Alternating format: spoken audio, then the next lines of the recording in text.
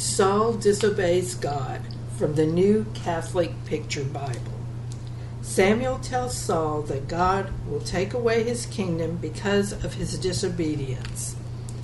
The children of Israel who lived on the other side of the Jordan were suffering from the Ammonites. They sent messengers to Saul telling him of their danger. At once Saul called together men from the other tribes. With this army he marched against the Ammonites and defeated them. At another time Samuel told Saul, "Do not march until I come to offer a sacrifice and to call upon God."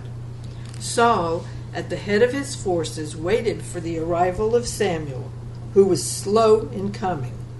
Finally, Saul, impatient to be off, offered a sacrifice. When Samuel came, he was angry at Saul. Saul had no right to offer a sacrifice because he was not a priest. "You have done wrong," said Samuel.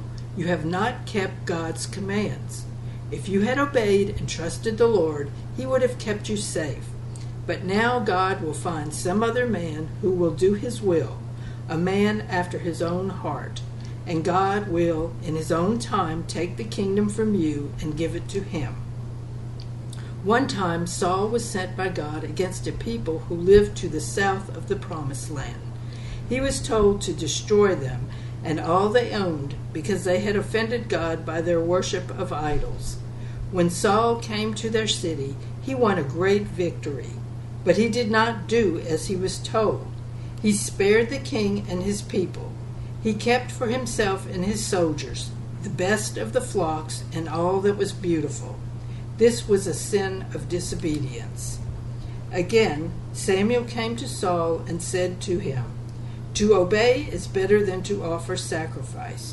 To disobey God's word is as evil as to worship idols. You have refused to obey the voice of the Lord, and the Lord will take away your kingdom from you." After this, there came over Saul a great change. His sin of disobedience brought upon him the anger of God. God took him from the courage which he had made him strong. Instead, he was troubled by an evil temper that was with him at all times.